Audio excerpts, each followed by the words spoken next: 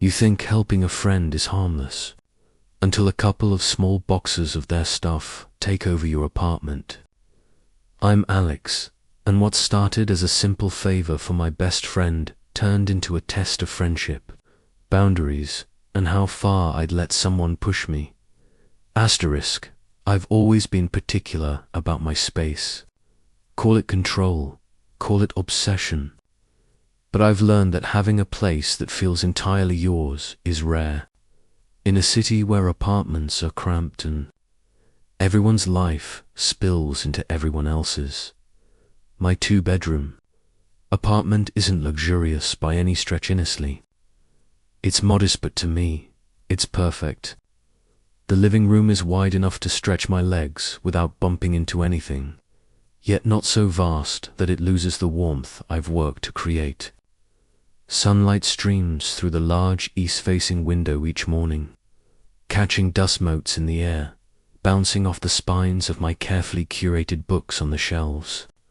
There's a small fern in the corner, resilient and thriving despite my sporadic attention, and a collection of succulents on the windowsill that, strangely enough, I've managed to keep alive for over 3 years. The apartment has a rhythm.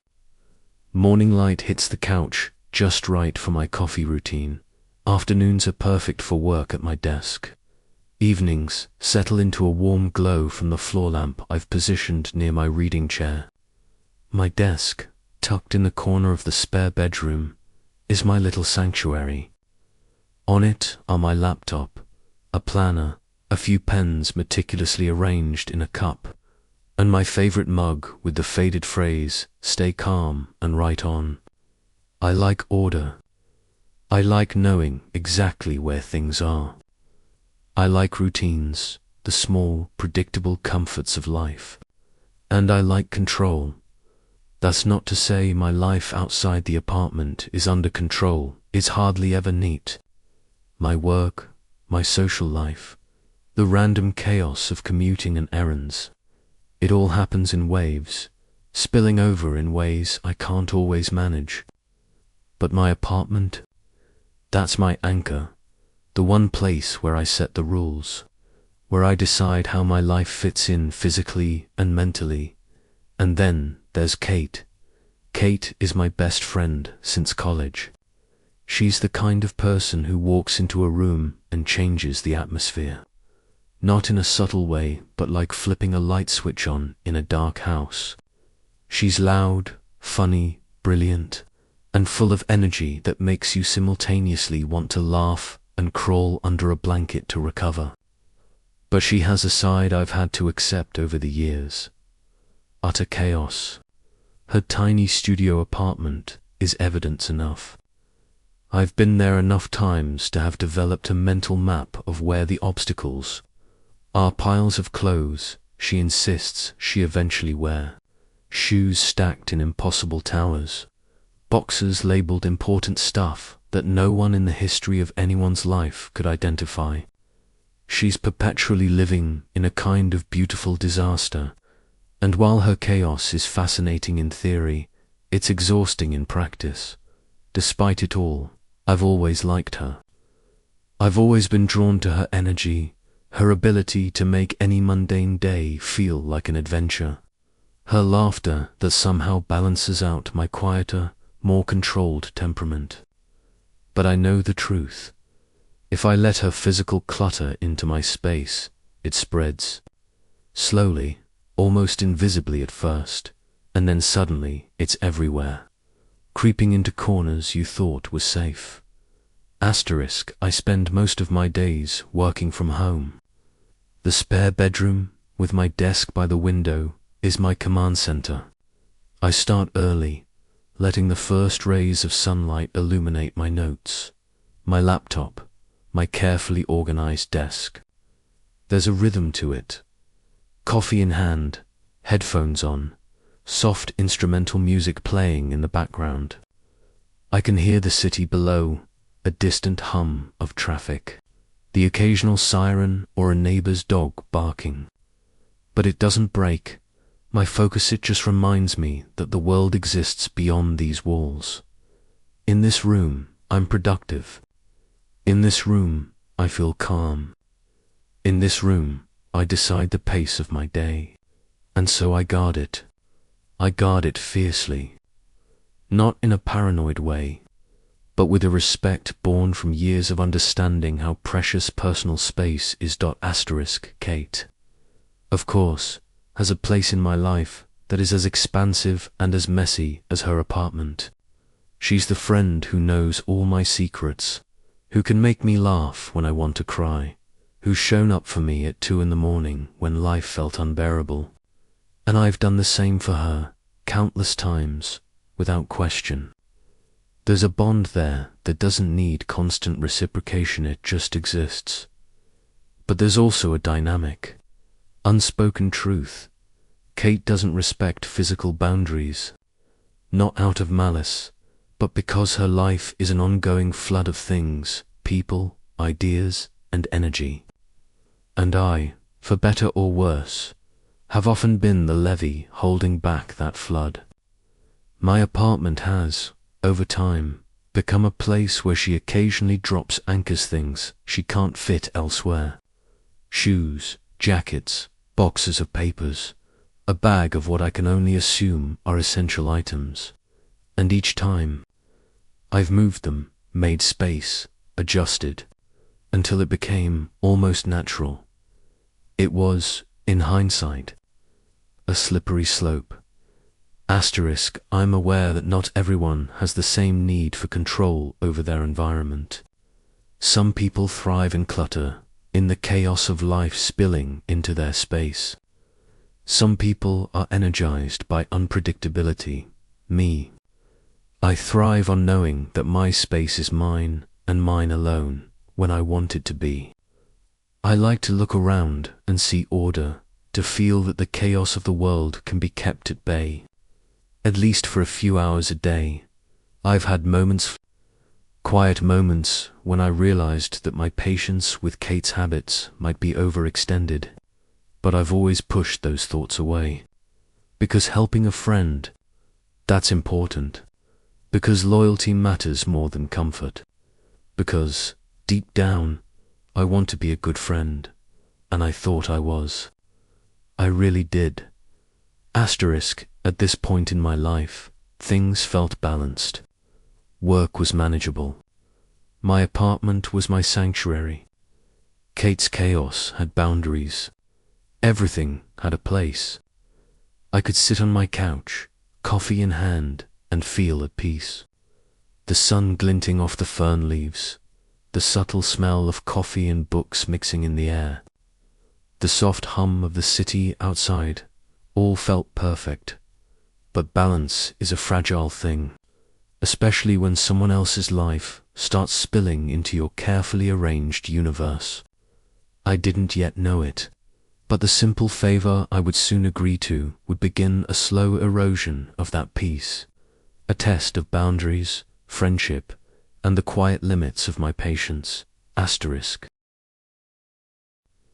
The call came on a Wednesday afternoon. I was halfway through reorganizing my bookshelf when my phone buzzed. It was Kate, Alex. Her voice rang with that signature mixture of urgency and excitement. "Can I ask a huge favor?" I leaned back in my chair, already guessing what it might be. "Shoot," I said. "Well," she hesitated, then rushed through her explanation. "I can't fit all my winter clothes in my tiny studio. There's just no space. Could I leave a couple of small boxes at your place? Just for a while." I pictured her little apartment, the bed taking up most of the space, a small kitchenette crammed in the corner, a closet that probably held less than a third of her wardrobe, 2 small boxes. That sounded reasonable, of course, I said, smiling. "I've got the spare room." "No problem, oh thank God." She sighed with relief. "You're a lifesaver. Honestly, I don't know what I'd do without you." I hung up, telling myself it was no big deal. It was just a favor, temporary. Helping her out was second nature. She had been there for me countless times, late-night emergencies, breakdowns, moving days. This was a small way to repay that kindness. Asterisk that evening, she showed up with the boxes, each neatly taped and labeled in her messy handwriting. I carried them into the spare room, placing them carefully in the corner. Sweaters, scarves, and gloves neatly stacked on top. The heavier items at the bottom. "Thanks, Alex," she said, flashing that disarming smile. "I owe you big time." I waved her off. "It's nothing really." The first night everything felt fine. I could still navigate the room freely. My desk chair fit perfectly, my laptop was within reach, and the room still had that sense of calm I cherished. Asterisk, a week later, Kate stopped by again, a small duffel bag in hand. "I couldn't fit everything in the boxes," she said casually, brushing a strand of hair behind her ear. I moved it onto the shelf. I had cleared for her. Fine, no problem. Then came the boots. Then a pair of handbags. Then jackets. And with each new arrival, a subtle shift occurred in my sanctuary. I noticed myself hesitating more before sitting down at my desk. A bag in the corner might tip if I brushed against it. I had to adjust my movements, stepping lightly, avoiding piles. My once open space was slowly becoming a maze. Asterisk, by the end of the month, what had started as 2 small boxes had multiplied into 6 large bags and 2 overflowing bins. My spare room, my office, my refuge was half buried in her things. And the thing was, Kate didn't notice. She acted as if nothing had changed, as if her belongings were merely an extension of my generosity, not an intrusion. I felt the first twinge of unease, a creeping tension. My sanctuary was no longer mine entirely, and yet I told myself to be patient. She's my best friend. It's temporary.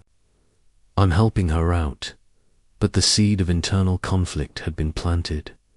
Asterisk, it didn't happen all at once. It was gradual, almost imperceptible. At first, I'd move a bag out of the way to sit at my desk and think nothing of it.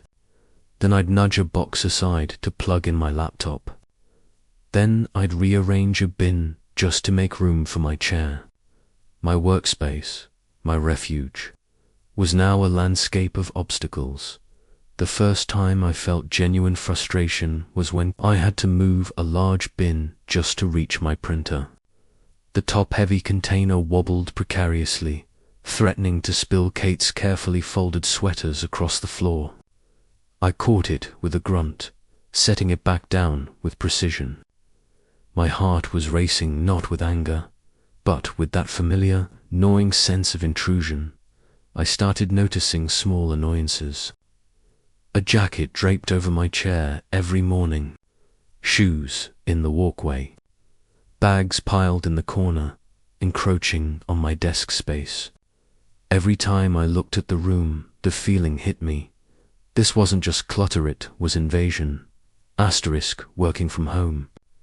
I had grown used to certain rhythms. Coffee in the morning, soft instrumental music, headphones on, focusing on the laptop screen while the city hummed quietly outside. But now I had to navigate the room carefully, constantly aware of Kate's items. Meetings over Zoom were awkward. My office background now included bags of her things stacked behind me. I had to mentally adjust my angles, worry about what she might leave next, and move bins just to clear the chair for myself.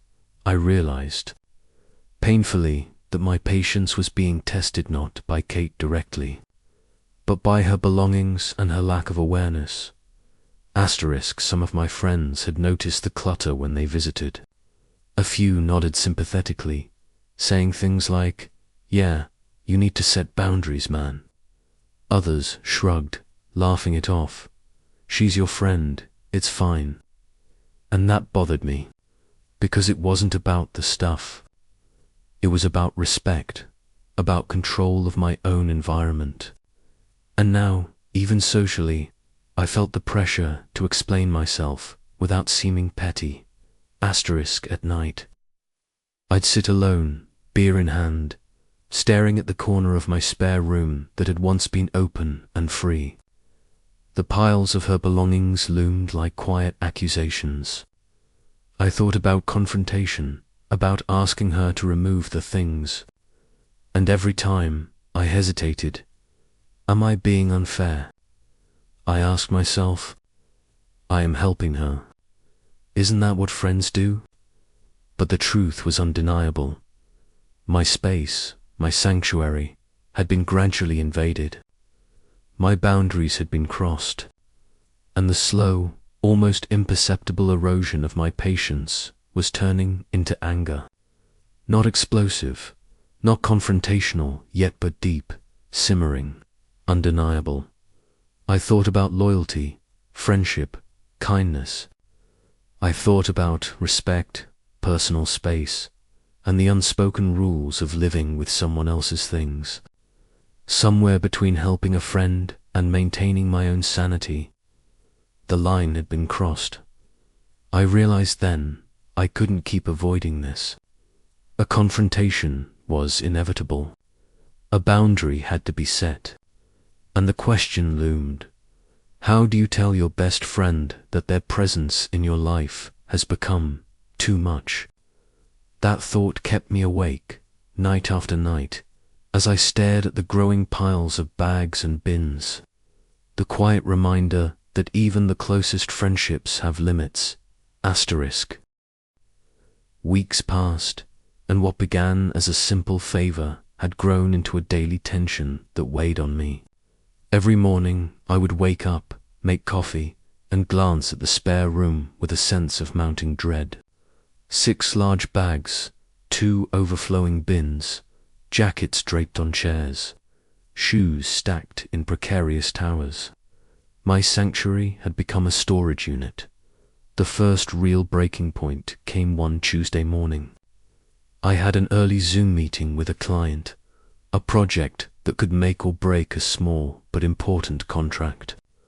I moved around carefully, nudging a bag out of the way, sliding a bin to get to the desk, all while muttering under my breath. Kate had stopped by the night before. She hadn't even called and left a large tote bag near the doorway. I froze when I saw it. My desk chair couldn't even swivel fully without hitting it. My laptop was nearly blocked from view. The frustration built quietly at first, a simmering heat in my chest. But then it became something heavier, almost palpable. This can't continue, I thought. I need to say something. But then the guilt hit. She's my best friend. She's been there for me countless times. Am I really going to get upset over some bags? I forced myself to breathe, reminding myself to stay calm. But deep down, I knew patience had its limits. The opportunity presented itself that evening. Kate stopped by to check on her things, a phrase she used lightly, as though the bags and bins had been abandoned by fate rather than placed in my room. I was sitting at the couch, laptop in hand, but my attention was entirely on her arrival. "Hey, Alex," she said cheerfully. "I just wanted to make sure everything's okay with the stuff. Don't want it to get in your way." I closed my laptop slowly, took a deep breath, and said, "Kate, we need to talk about this." She tilted her head, a little confused. "About what?" I gestured to the room. "Your stuff. It's taking over the spare room. I can't work properly. I can't even use the desk without moving things around constantly." Her expression shifted subtly. The light-heartedness faded, replaced with defensiveness. "Alex, it's just a few things. You're making a big deal out of nothing. It's not nothing for me, I said. It's my space. I need this room to work, to focus. I can't keep adjusting around all these bags and boxes. She frowned. You're acting like I'm living here rent-free or something. Come on, I'm your friend. I know you're my friend, I said, trying to keep my voice calm. But being a friend doesn't mean my home becomes a storage unit. I've helped you plenty of times, but this is different. I need you to respect my space. Asterisk, Kate's voice rose slightly. So what? You want me to take everything now? You're being ridiculous. Friends don't charge friends for keeping things. I'm not asking for that, I said, frustration creeping in. I'm asking for a little consideration. Either take some of it back, or at least help me with a small contribution. $30 a month, less than half of what I spend on rent. That's fair, isn't it? Her eyes narrowed. $30. You're serious? Alex, you're treating this like I'm a tenant instead of your friend. You're being greedy. I could feel the tension inside me flare. My chest tightened. My jaw clenched. The calm I had maintained for weeks evaporated, but underneath the anger was a deeper feeling betrayal. The friend I trusted, the one I helped countless times, seemed blind to the impact of her actions. Asterisk after the confrontation. I reached out to a few mutual friends, trying to get perspective. Some said I was right to set boundaries, that my space and sanity were just as important as her comfort. Others criticized me, saying I was being petty, overly sensitive, and that friends shouldn't keep score. One friend said bluntly, Alex, she's your best friend. You've helped her so much. This is just stuff, chill. Another texted, you're completely justified. You have a right to your own home. She's overstepping, and she needs to understand that. The differing opinions left me torn. Part of me still wanted to maintain the friendship without conflict. Part of me knew that ignoring my feelings would only make it worse. The pressure wasn't just from Kate. Anymore it was social. People were weighing in, subtly shaping my perception of the situation. And I felt even more isolated in my struggle. Nights became the hardest. Sitting on the couch, staring at the pile of bags, I replayed every interaction, every text.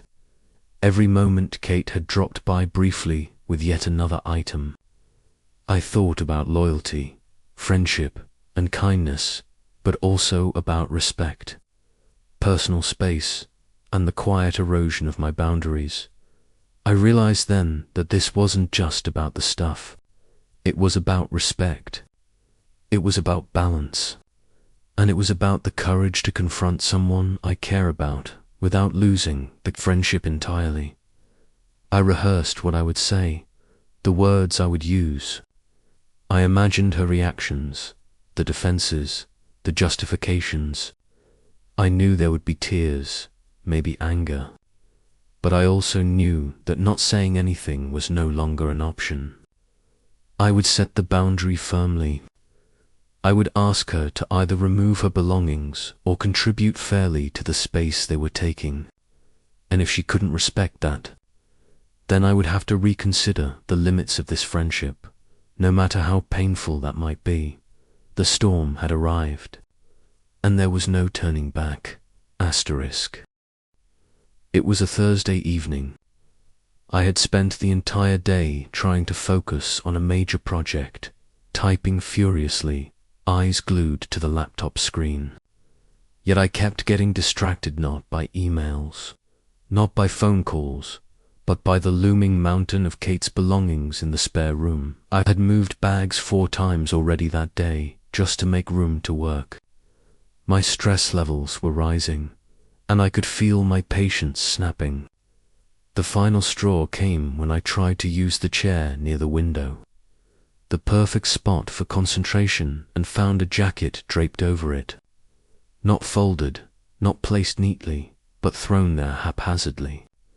I nearly tripped over a tote bag in my rush to move it out of the way. At that moment, something inside me broke. I slammed my laptop shut, ran my hands through my hair, and muttered aloud, "This is ridiculous. Enough is enough." I realized I couldn't avoid it any longer. I needed to confront Kate face to face, not with gentle hints, not with passive suggestions, but with a clear, firm boundary. She arrived around 7 p.m., casually holding another bag. "Hey, Alex," she called cheerfully, as if nothing were wrong. I could feel the tension radiating from me even before she stepped inside. "Kate," I said, my voice tighter than intended. "We need to talk, now." She looked surprised. "Oh, okay." Her tone wavered slightly. I motioned toward the spare room. "Everything you've left here, it's too much.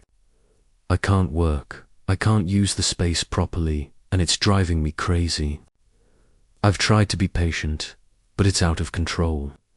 Her face shifted from casual to defensive almost instantly. "Out of control? Alex, it's just stuff. You're exaggerating." I took a deep breath.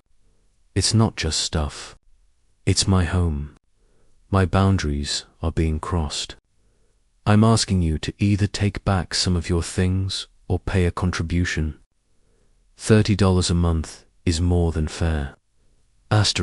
Kate's voice rose. $30? Are you serious? You're treating me like a tenant, Alex. You're being greedy." "I'm not being greedy," I snapped, my frustration spilling over. "I'm asking for basic respect. My home, my rules. You've left bags and boxes piling up for weeks, and it's affecting my life. I can't focus, I can't work, and I can't relax. This isn't just about money, it's about boundaries." She crossed her arms, glaring.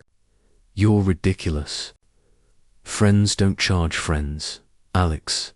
You're acting like a landlord in your own apartment. And friends don't ignore your impact on someone else's space." I shot back. "I've helped you countless times, Kate. But this isn't about helping anymore, it's about my sanity." The room grew tense. The air felt thick, heavy with unsaid words, frustration and hurt. I could see the emotion in her eyes: confusion, anger, maybe even betrayal, but I couldn't back down. Her voice cracked slightly. "So now what? You want me to pack everything and leave immediately?" "Yes," I said firmly. "Or at least take enough to make space so I can live and work properly. I've been patient. I've tolerated the clutter. But I can't anymore." Kate's eyes welled with tears. "Alex, I thought we were friends. I thought you'd understand." "I do understand," I said, softer now, trying to reach her emotionally. "But understanding doesn't mean letting someone take over your life. My home is my sanctuary. I've been respectful, patient, and accommodating, but this has gone too far." Her voice rose again, louder this time. "You're making this into a huge deal. I trusted you, and now you're making me feel like a criminal for asking for help." The tension peaked. I felt my chest tighten, a mix of guilt and righteous anger swirling inside me. I wanted to scream, to throw open the door and let her see how frustrated I'd been for weeks. But instead, I took a deep breath, held eye contact, and said, "Kate, I'm not trying to make you feel like a criminal. I'm trying to protect my home and my sanity. If you can't respect that, then we have a serious problem." Asterisk, she didn't respond immediately. She stood there, looking at the piles of her belongings, her expression unreadable. Finally, she whispered, I didn't realize it was that bad. It is, I said softly, and it's been building up for weeks. I tried to ignore it, I tried to accommodate, but my patience ran out. This isn't about friendship. It's about boundaries, respect, and the ability to live in my own home. Kate nodded slowly, finally beginning to understand. She didn't say much more that night. She left with one of the bags, promising to pick up more later. The room felt lighter, quieter, but the emotional residue lingered. I sat on the couch for a long time, heart still racing, trying to process the intensity of the confrontation. I realized that friendship, no matter how close, has limits. Boundaries are essential, and standing up for them even against someone you love's sometimes the hardest thing to do. By the end of part 3, the dynamic had shifted. Kate knew where the line was. I had spoken my truth, and though the tension would take time to heal, a new respect had been established, one that could either strengthen our friendship or slowly unravel it, depending on what came next. Asterisk. The morning after the confrontation, the apartment felt different, quieter, lighter, in a way that wasn't just physical but emotional. The air in the spare room seemed less heavy, as if the walls themselves had exhaled. I sipped my coffee slowly, staring at the corner where Kate's belongings had been reduced slightly. One bin gone, one large bag removed. It was progress, a tangible sign that boundaries could be acknowledged and respected. But the emotional residue lingered. Guilt and relief wrestled inside me. Part of me felt guilty for raising my voice, for letting frustration spill over so dramatically. Another part of me felt relief that I finally spoke my truth and my personal space was being respected. I went about my morning routine cautiously, still aware of the bags that remained. I noticed the small things. A coat draped neatly on the hook, shoes tucked against the wall. Kate had made an effort, however small, to meet me halfway. Asterisk sitting at my desk. I couldn't help but replay every detail of the argument in my mind. I thought about the countless times Kate had been there for me.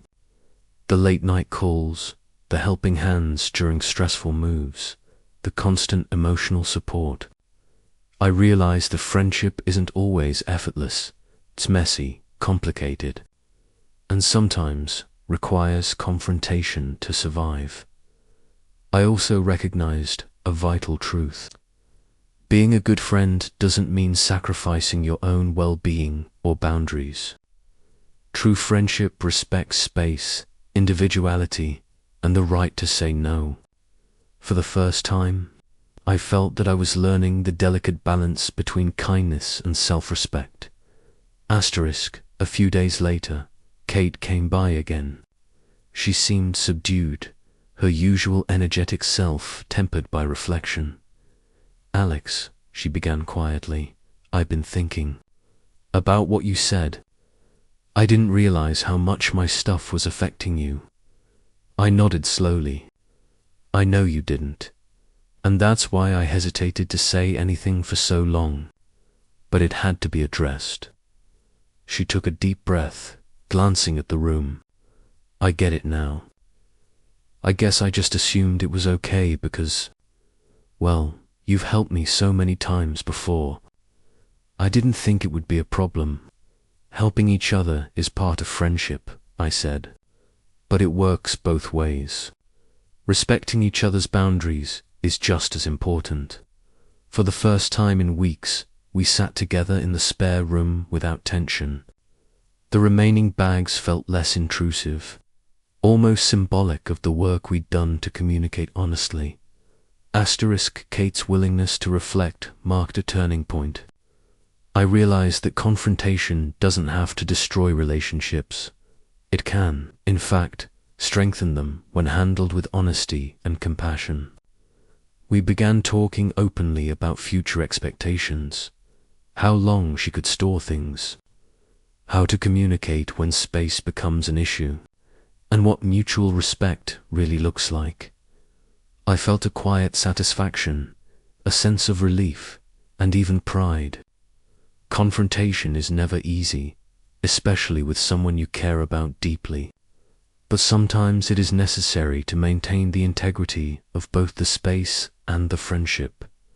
Over the next few weeks, Kate gradually removed her remaining items, returning her belongings to her studio or finding alternative storage solutions. Each time she did, I felt a small victory, not because I had won, but because the balance had been restored. Our interactions returned to a more natural rhythm. Coffee dates, late-night calls, laughter, and shared experiences were back in full force. But now there was a subtle difference, a mutual awareness, a respect that had previously been unspoken. I noticed small gestures that reinforced this new equilibrium. Kate folding her jackets neatly, placing shoes carefully, asking before leaving new items. It wasn't about perfection, it was about effort, awareness, and respect. Through this experience, I learned something essential about myself, my values, my boundaries, and my tolerance for intrusion. I discovered that asserting yourself doesn't make you selfish. It makes you and I realized that the strength of a friendship isn't measured by how much you tolerate, but by how honestly you communicate, even when it's uncomfortable.